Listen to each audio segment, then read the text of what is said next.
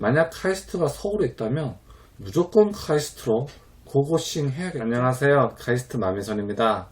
오늘은 지난 시간에 이어 카이스트에 대한 소개 2탄을 말씀드리도록 하겠습니다. 오늘은 카이스트에 개설된 학과 소개, 영어 강의, 카이스트에 대한 단점 등에 대해서 설명드리도록 하겠습니다.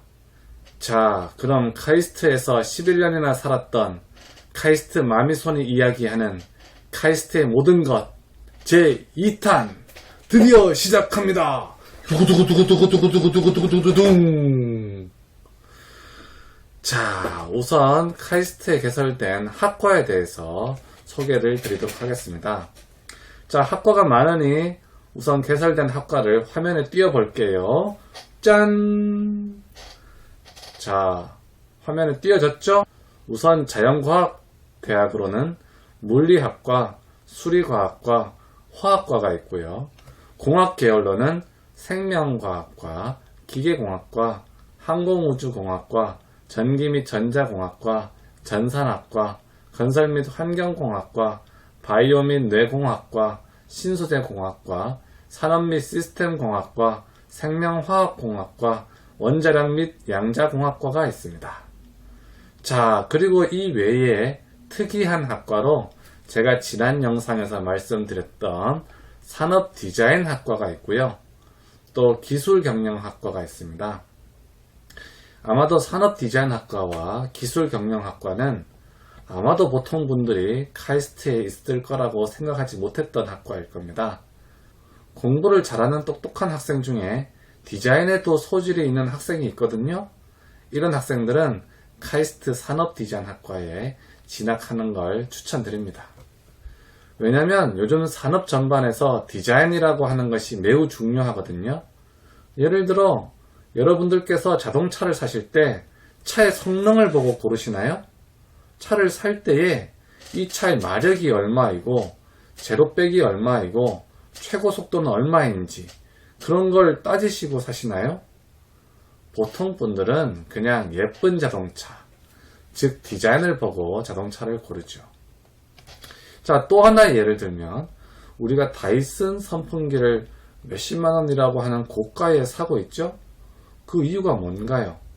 바로 날개가 없는 혁신적인 디자인 덕분이죠. 자, 이렇듯 요즘 제품의 경쟁력은 디자인과 항상 맞물려 있습니다. 따라서 이런 사회 요구에 맞추어서 카이스트에 산업 디자인 학과가 있는 것이죠. 그리고 공학 계열 중에 좀 특이한 학과로 꼽을 수 있는 것은 항공우주공학과가 있습니다. 비행기나 로켓에 대한 연구를 하는 학과입니다. 사실은 저도 원래 이 학과가 멋있어 보여서 여기에 들어가려고 카이스트에 진학을 했는데요. 1학년이 지난 이후에 2학년 올라갈 때에 생각이 바뀌어서 다른 학과로 진학을 했습니다. 그리고 또 다른 특이학과는 원자력 및 양자공학과가 있는데요. 원자력 발전과 양자공학에 대해서 배우는 학과입니다. 사실은 원래 그냥 원자력 공학과였는데요. 요즘 원자력 발전을 없애려고 하고 있죠. 그래서 양자공학이라는 이름을 넣어서 변화를 꾀하고 있는 학과입니다. 그리고 다른 대학의 공대에는 있지만 카이스트에는 없는 학과도 좀 있습니다. 예를 들어 조선공학과 같은 거는 카이스트에 없습니다. 따라서 배를 만드는 연구를 하고 싶다면 다른 학교로 가셔야 되겠죠. 그리고 건축공학과도 없답니다. 약간 의외이긴 하죠? 그리고 다른 대학교에는 가끔 있는 도시공학과도 없습니다. 그리고 식품공학과도 카이스트에는 없답니다. 이렇게 없는 학과도 좀 있으니 이런 학과를 희망하시는 분들은 다른 대학교로 진학하는 걸 추천드립니다. 자, 그리고 제가 지난 영상에서 미처 말씀드리지 못한 내용 중에 영어 강의가 있는데요. 카이스트는 기본적으로 대학교의 대부분의 수업을 영어로 진행하고 있습니다. 이건 다른 대학과는 달리 아주 특이한 점이죠. 통계적으로 보면 전체 과목의 약 80%를 영어로 강의하고 있다고 합니다. 아마도 카이스트에 입학하게 되면 영어 강의 때문에 충격을 좀 받을 수도 있는데요. 혹시나 영어 강의 때문에 걱정이신 분들을 위해서 영어 강의를 듣는 팁을 몇 가지 알려드리겠습니다. 우선 기본적으로요. 각 교수님께서 쓰시는 영어는 어느 정도 범위 내에서 정해져 있습니다. 교수님들도 한국 분들이시기 때문에 완전히 원어민처럼 영어를 구사하는 건 아니고요. 한국인이 잘 이해할 수 있는 영어를 구사하시니 너무 걱정하지 말고 자신감을 가지라는 말을 첫 번째로 하고 싶고요. 두 번째로 영어 강의를 잘 따라하기 위해서는 그 수업에 쓰이는 전공 영어 단어를 꼭 익혀야 됩니다. 그래서 다음 시간에 진도를 나갈 부분을 미리 예습을 해서 교재를 대충 읽어 놔야 됩니다. 그런 다음에 거기에 사용된 전공 영어 용어들 있죠? 그걸 미리 외워놓고 수업 시간에 들어가면은 수업 시간에 아마 잘 이해할 수 있을 겁니다. 참고로 대학교 교재들도 모두 영어로 된 원서를 사용합니다. 제가 다음에 기회 될 때에 대학교 전공 영어 강의에 대해서 어떻게 따라가면 되는지 설명을 한번 드리도록 하겠습니다. 어쨌든 카이스트는 기본적으로 영어로 강의가 진행됩니다. 이게 장점이기도 하고 단점이기도 하지요.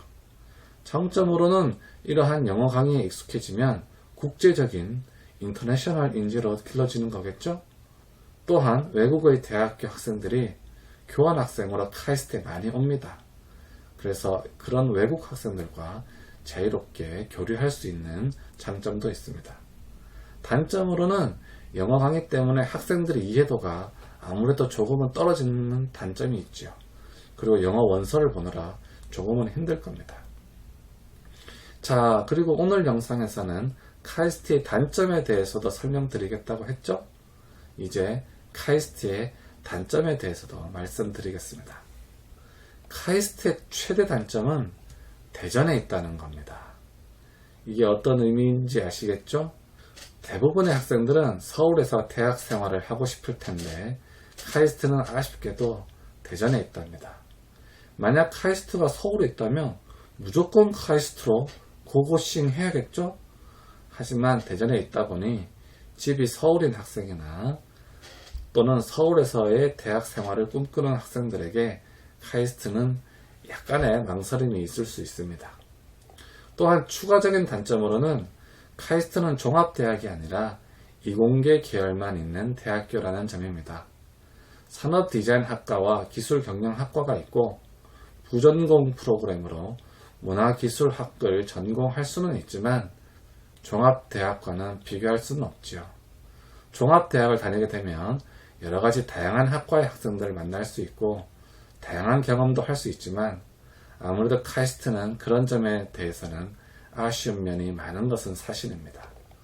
하지만 포항공대, 유니스트, 디지스트, 지스트 등의 다른 이공계열 특성화 대학에 비하면 훨씬 더 대도시에 있고 학생 수도 많기 때문에 다른 이공계열 특성화 대학보다는 훨씬 더 다채로운 대학 생활을 할 수 있을 겁니다. 그리고 카이스트에 다니는 남학생이 겪는 단점으로는요. 카이스트는 아무래도 이공계열이다 보니 남학생 숫자가 더 많다는 겁니다. 통계적으로 보면 카이스트 학생의 80%는 남학생이고요. 여학생은 20% 정도 됩니다. 그러다 보니 남학생들이 연애를 하려면 조금 힘들겠죠?